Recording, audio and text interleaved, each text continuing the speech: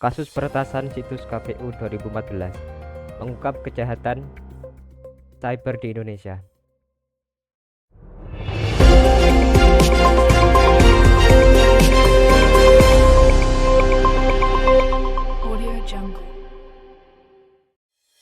Selamat datang di video ini.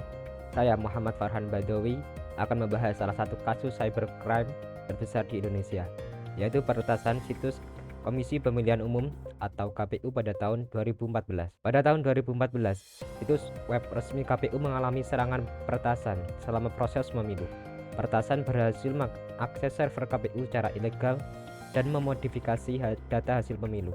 Serangan ini bertujuan untuk merusak integritas data pemilu dan menimbulkan ketidakpercayaan publik terhadap hasil pemilu yang sedang berlangsung. Motif utama dari peretasan ini diduga adalah politik, dengan tujuan untuk mengacaukan proses pemilu dan menciptakan ketidakstabilan. Sasaran utama peretasan ini adalah situs web KPU dan publik yang bergantung pada informasi dari situs tersebut. Menurut Undang-Undang Informasi dan Transaksi Elektronik atau UU ITE, peretasan ini melanggar beberapa pasal penting. Pasal 30 ayat 3 melarang akses ilegal ke sistem elektronik. Pasal 32 melarang modifikasi data tanpa hak.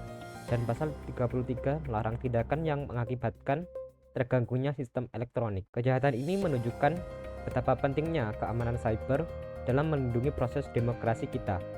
Pemerintah telah mengeluarkan kebijakan untuk memperkuat perlindungan infrastruktur kritis nasional, termasuk sistem pemilu.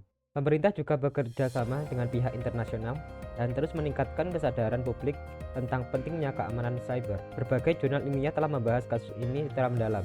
Salah satunya adalah Jurnal Keamanan Sistem Informasi dan Kejahatan Cyber di Indonesia oleh Dr. Anwan Sadat, yang menyoroti pentingnya infrastruktur yang kuat dan mekanisme respons cepat terhadap insiden cyber. Jurnal Analisis Hukum Terhadap Kejahatan Cyber di Indonesia berdasarkan UU ITE oleh Profesor Muhammad Ridwan dan peran teknologi informasi dalam menjalankan transparansi pemilu oleh Dr. Siti Nur Aini, juga memberikan perspektif penting tentang tantangan yang dihadapi dalam melindungi data pemilu.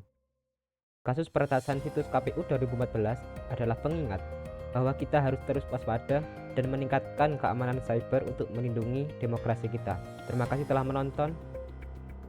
Sekian dari saya. Selamat malam. Wassalamualaikum warahmatullahi wabarakatuh.